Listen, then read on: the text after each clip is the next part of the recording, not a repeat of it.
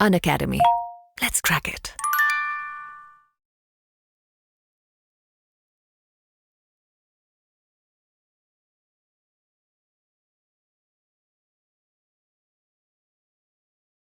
नमस्कार दोस्तों। मैं निर्भय सिंह आपका अनअकैडमी के इस मंच पर स्वागत करता हूं। अनअकैडमी का जो ये मंच है यूपीएससी अनस्टॉपेबल हिंदी, इसमें मैं अब आपके लिए आया हूं और मैं लाया हूं क्या वो आपसे डिस्कस कर मेरे को मैं आपके लिए क्या लाया हूं। सबसे पहले एक परिचय। मैं निर्भय सिंह और 2018 से अनअकैडमी से जुड़ा हुआ हूं। मेंस दिया है, 10 साल से टीचिंग में हूँ और ऑनलाइन ऑफलाइन दोनों ही मैं देख रहा हूँ। ठीक है। के अलावा मैं हिस्ट्री जीएस के लिहाज से और ऑप्शनल दोनों ही पढ़ाता हूँ। पॉलिटी और गवर्नेंस, इकोनॉमी, करंट अफेयर, इन सब सब्जेक्ट्स को मैं डील करता हूँ। ठीक है।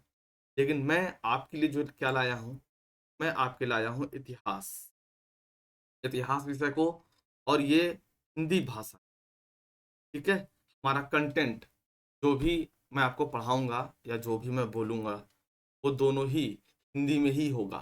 ठीक है। ये हिंदी वालों के लिए विशेष प्रयास अनअकैडमी का मंच कर रहा है। हाँ। और इसमें जो ये यूट्यूब चैनल है, ये यूपीएससी अनस्टॉपेबल हिंदी, इसके अंतर्गत ये मैं आपके लिए क्या ला रहा हूँ, इतिहास विषय। ठीक है। और इतिहास विषय में हम लोग क्या क्या कवर करेंगे पहले वो देखते हैं। याद रखिए कि 26 मई 2024 को प्रारंभिक परीक्षा होनी है, तो कमर कस लीजिए। अभी आप तैयार नहीं हैं, तैयार हो जाइए आप। हाँ। और अनअकैडमी का बहुत अच्छा ऑफर भी आ रहा है। ठीक है। मेरे ख्याल से आज आ गया है कि हाँ 50% ये छूट मिलने वाली है फीस में। हाँ। तो चलिए पहले देख लेते हैं, इतिहास विषय को देख लेते हैं। देखिए, जैसे इतिहास, इतिहास में आपको पता है जो पार्ट होता है वो प्राचीन इतिहास का, मध्यकालीन इतिहास का और आधुनिक इतिहास। और मुख्य परीक्षा में आप यहीं पर एक नया विश्व इतिहास जुड़ जाता है, तो आपका ये मुख्य परीक्षा के लिहाज से विश्व इतिहास जुड़ जाता है यहाँ। ठीक है।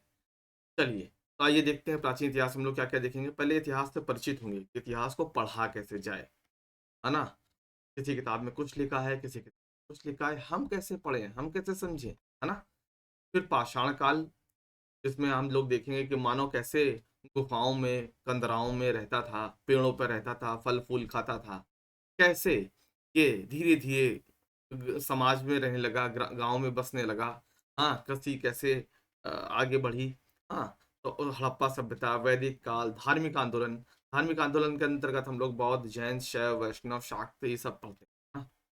इसके अलावा और भी जो छोटे संप्रदाय हैं उनको भी पढ़ते हैं। फिर 16 महाजनपद और मगध का उत्कर्ष। हाँ। फिर मौर्य काल, अशोक, चंद्रगुप्त मौर्य हम लोग पढ़ते हैं। मौर्योत्तर काल, जिसमें शुंग, सातवाहन, हाँ ये कुषाण, ये सब पढ़ते हैं हम लोग। गुप्त काल, गुप्तोत्तर काल, मतलब गुप्तोत्तर काल कह लें या राजपूत काल कह लें, उसमें बहुत ज्यादा अंतर नहीं किया जाता है। किताबों में आप देखेंगे गुप्तोत्तर काल में हर्ष को बता दिया जाता है, राजपूत काल में विभिन्न राजवंश हाँ बता दिए जाते हैं। ठीक है। तो ये सब हम लोग देखेंगे प्राचीन काल के अंतर्गत। और प्राचीन काल के ही बाद हम लोग स्टार्ट करेंगे मध्यकालीन इतिहास में। इस्लामिक परिचय और प्रारंभिक इस्लामिक आक्रमण, ये दो पार्ट आपकी किताबों में पूर्व मध्यकाल के नाम से भी जाना जाता है। कैसे जाना जाता है? पूर्व मध्यकाल के नाम से भी जाना जाता है। ठीक है। तो पूर्व मध्यकाल के तो इस्लाम से परिचित होंगे, पहले देखेंगे कि उसमें जो 5 कर्तव्य हैं उसका क्या मामला है, साहब का क्या मामला है, मतलब जीवनी परिचय करेंगे। फिर हम लोग आगे पढ़ेंगे कि इस्लाम कैसे प्रसारित हुआ, भारत पर इस्लामिक आक्रमण करने वाले जो प्रारंभिक लोग हैं वो कौन कौन थे, वो हम लोग यहाँ पर अध्ययन करेंगे। इसके अलावा फिर हम लोग देखेंगे कि मध्यकालीन इतिहास के स्रोत क्या है। स्रोत का क्या मतलब, जरा समझ जाइए। कोई बात कही जा रही है तो उसका सोर्स क्या है, वो कहाँ से बोली जा रही है, क्यों आ गई अस्तित्व में। ठीक है। इसके अलावा दिल्ली सल्तनत फिर हम लोग देखेंगे। दिल्ली सल्तनत में यहाँ वही गुलाम वंश, खिलजी वंश, तुगलक वंश, सैयद वंश, लोधी वंश, ये हम लोग अध्ययन करेंगे। फिर हम लोग चलेंगे कहाँ, प्रांतीय राजवंश। प्रांतीय राजवंश में क्या क्या पढ़ेंगे, देखिए। आप देखिए, जब दिल्ली सल्तनत में सत्ता जब कमजोर हो रही है तो क्षेत्रीय राज्य उभरते हैं। जैसे जौनपुर को आप देख लीजिए, या आप बंगाल का राज देख लीजिए, गुजरात का राज देख लीजिए, या बहमनी देख लीजिए, विजयनगर देख लीजिए, ये सब हम लोग यहाँ पर। फिर बहमनी भी बाद में टूट जाता है, फरार, बीदर, गोलकुंडा, बीजापुर, अहमदनगर में, है ना? ये सब हम लोग यहाँ पढ़ेंगे। भक्ति आंदोलन, सूफी आंदोलन हम लोग यहाँ पढ़ेंगे। फिर हम लोग मुगल काल में यहाँ प्रवेश करें, ठीक है? मुगल काल वही बाबर, अकबर, जहांगीर, है ना? ये सब हम लोग मुगल काल में। मराठों का उत्कर्ष, शिवाजी से लेकर के आप जो मराठा जो यहाँ पर आप समझिए कि छत्रपति है, वहाँ का पूरा हम लोग यहाँ पढ़ेंगे मराठों का उत्कर्ष में। जबकि पेशवा का हम लोग पढ़ते हैं आधुनिक का, ये मराठा पे, ठीक है? तत्पश्चात इतना हम लोग जब शिवाजी को कंप्लीट कर लेंगे, पति को कंप्लीट कर लेंगे, उनके शासन को, फिर हम लोग चलेंगे आधुनिक इतिहास में। आधुनिक इतिहास मतलब यूरोपियों का आगमन से कर्नाटक युद्ध, यूरोपियों का आगमन में कौन कौन यूरोपी आए, कैसे कर्नाटक युद्ध हुआ, कैसे अंग्रेजी श्रेष्ठता स्थापित हुई, उसमें भी जो नवीन राजवंश हैं जैसे कि हैदराबाद है, अवध है, ये सब सिख राज्य है, वो कैसे उदित होते हैं, हाँ, वो हम लोग यहाँ पर। ब्रिटिश गवर्नर और गवर्नर जनरल जो हैं उनके काम क्या हैं, फिर अंग्रेजों की नीतियाँ, नीतियों का क्या मतलब है समझिए, जैसे कि शिक्षा की क्या नीति, हाँ, प्रेस को लेकर के उनकी क्या नीति, तो ये सब जो जो प्रशासन को लेकर के क्या नीति, व्यापार को लेकर के क्या नीति, ये सब जो नीतियां हैं ये हम लोग एक। तत्पश्चात फिर हम लोग क्या देखेंगे, इनकी नीतियों के जो परिणाम स्वरूप है, जनजाति विद्रोह होंगे, किसान आंदोलन होगा, जनजाति आंदोलन, वो सब हम समेटेंगे, ठीक है? फिर हम लोग देखेंगे 1857 की क्रांति, और क्रांति क्यों हुई, कैसे हुई, इसका स्वरूप क्या था ना, ये सब हम लोग वहां पर। फिर समाज समाज में जो परिवर्तन हो रहा है, राजा राम मोहन राय, हाँ, राजा राम मोहन राय से जो स्टार्ट हो रहा है, हाँ, ईश्वर चंद्र विद्यासागर है, तो ये सब जो नवजागरण की अग्रदूत जिसे कहा जा रहा है, समाज में परिवर्तन है दयानंद के माध्यम, दयानंद सरस्वती जी के माध्यम जी, हाँ, इन्हीं बेसेंट का क्या रोल है, हाँ, राणा डे जी का क्या है, ये सब हम लोग। फिर यहाँ जो सूचना संघर्ष है, इसमें भी कई सारे पार्ट हैं, जैसे कि हम लोग क्या देखें, जब 1857 संग्राम हो जाएगा, सामाजिक परिवर्तन भी हो रहा भी पढ़ लेंगे, फिर हम लोग क्या देखेंगे, ये छोटे छोटे संगठन बन रहे हैं, राजनीतिक संगठन, ये छोटे छोटे संगठन जब आगे बढ़ते हैं तो एक कांग्रेस के रूप में एक नया संगठन स्थापित, ये कांग्रेस का जो कालखंड 1885 जब स्टार्ट होता है, तो ये 1947 तक, ये हम लोग पढ़ेंगे। इसी के अंतर्गत हम लोग उदारवादी जो समय है, जो उग्रवादी समय है, या गांधी जी का जो है, या कहें कि वामपंथी जो आंदोलन है, वो सब हम लोग यहाँ स्वतंत्रता आंदोलन में तो पढ़ने वाले। तो प्राचीन काल से हम लोग एक एक मतलब क्या कहें, जब मानव गुफा घर बनाना भी नहीं जानता है, कृषि करना भी नहीं जानता है, वहां से स्टार्ट करेंगे और पूरा आकर के हम लोग आजादी दिलाएंगे, है ना? कोई भी चीज आपकी छूटने नहीं पाए, ठीक है? देखिए, मैं आपको स्पष्ट कह देता हूं, मैंने जानबूझ के यहाँ पर संगम काल नहीं लिखा। अगर संगम काल आप लोग की बहुत डिमांड में होगा, क्योंकि संगम काल एक्चुअली में बहुत ज्यादा पूछ में नहीं है, लेकिन अगर आप लोग की बहुत घनघोर डिमांड होगी तो संगम काल भी पढ़ा दिया जाएगा, कोई समस्या, है ना? आप ये मत सोचें कि सर ने नहीं लिखा, सर बता देंगे, सर की कोई चिंता नहीं। लेकिन संगम काल में जो प्रारंभिक परीक्षा से आप देखेंगे, इतना पूछा जाता नहीं है, लेकिन फिर भी अगर आप लोग कहेंगे नहीं सर मुझे पढ़ा दीजिए, बिल्कुल पढ़ा दिया जाए, कोई समस्या, ठीक है? तो यहाँ पर हम लोग मतलब जीरो से स्टार्ट करेंगे, एकदम आखिरी तक जाएंगे, भारत को आज़ादी दिला करके, ठीक है? इसके बाद ये जहाँ से आप देखेंगे प्रारंभिक परीक्षा से काफी प्रश्न आपसे इतिहास से पूछे, और इतिहास एक ऐसा विषय है जहाँ से बहुत सारे विषय और जन्म लेते हैं। जैसे कि आपको बताऊं, जैसे कि राज्य व्यवस्था आप देखते हैं, तो राज्य व्यवस्था में आप क्या देखते हैं कि आप राज्य व्यवस्था का तो संवैधानिक विकास वाला पार्ट पढ़ते हो, तो वहीं का पार्ट पढ़ते हो। संवैधानिक विकास के अंतर्गत फिर गवर्नेंस में कैसे क्या परिवर्तन अंग्रेजों ने क्या किया, वहां से आप गवर्नेंस भी स्टार्ट होता है। फिर आप भारत में, प्राचीन भारत में महिलाओं की स्थिति को देखते हैं, तो वो एक सामाजिक वाला पार्ट स्टार्ट होता है। तो कहने का मतलब है, समाज और संस्कृति का जो पार्ट है, या गवर्नेंस का जो पार्ट है, बहुत सारे जो विषय हैं उनकी जड़ आपको इतिहास में, ठीक है। बहुत सारे विषय जैसे कि मैं आपको बताता हूँ, जैसे कि भारतीय इतिहास जो पहला पेपर है समान अध्ययन का, भारतीय विरासत एवं संस्कृति, विश्व का इतिहास, भूगोल और समाज, ठीक है। भूगोल तो चलिए एक अलग पार्ट है, भूगोल हटा दीजिए।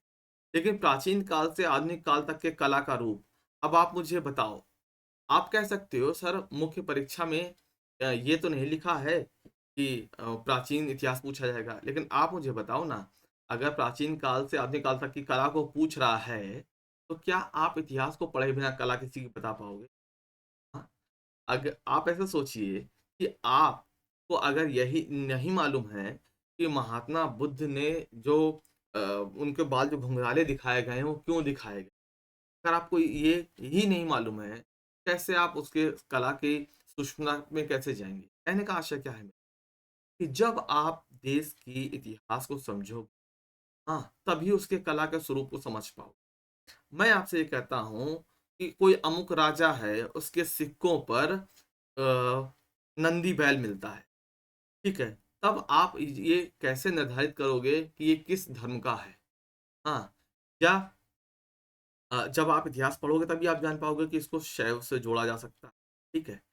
किसी के सिक्कों पर अगर उमा महेश्वर की अंकित है, या किसी की मोहर पर शुद्धता का जो भाव है, शुद्धता का, तब सोना ज्यादा मात्रा में पाया जा रहा है, तो उसकी व्याख्या कैसे करें, उसकी कलात्मकता को कैसे देखें, ये आप कैसे बता पाएंगे जब तक आप इतिहास से परिचित।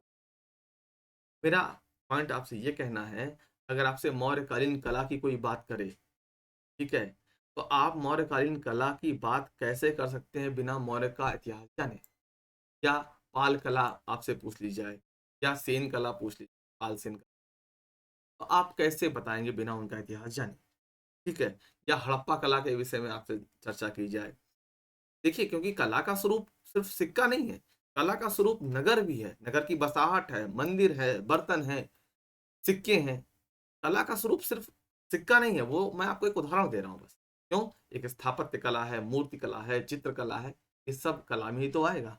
तो बिना इतिहास जाने आप का उचित प्रकार व्याख्या नहीं कर सकते।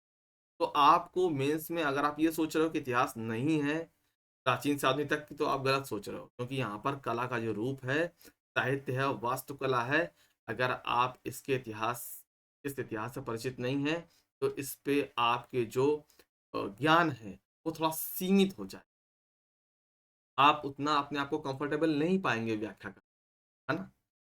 इसके अलावा 18वीं सदी के लगभग से मध्य से लेकर वर्तमान समय तक का आधुनिक इतिहास, अब यहाँ पर देखिए क्या है, 18वीं सदी के मध्य से, अब यहाँ पर देखिए कि आपसे आधुनिक भारत तो ये पूछ लिया गया, इसके अलावा क्या पूछा गया, आजादी के बाद का भारत भी पूछा गया, क्योंकि लिखा है वर्तमान समय तक का आधुनिक भारतीय, तो आजादी के बाद जो भारत है वो भी इतिहास आपसे पूछा।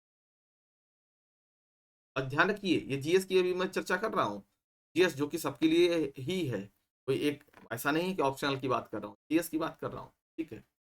स्वतंत्रता संग्राम के विभिन्न चरण, ये आधुनिक भारत का है, हाँ। और देश के विभिन्न भागों में इसमें अपना योगदान देने वाले महत्वपूर्ण व्यक्ति और उनका योगदान, ठीक है।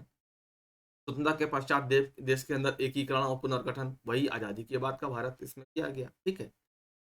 इसके बाद आप देखेंगे कि विश्व के इतिहास के कुछ चीजें पूछी, लेकिन आप जब विश्व के इतिहास को देखिए, कह रहा है 18वीं सदी की घटनाएं तथा औद्योगिक क्रांति। अब मैं आपसे कह रहा हूँ, सीधे अगर मैं आपको 18वीं सदी की घटनाएं बताने लगूंगा तो आप सीधे समझ में आपको तो कहीं ना कहीं आपको पुनर्जागरण से ही स्टार्ट करना, प्रबोधन पुनर्जागरण से।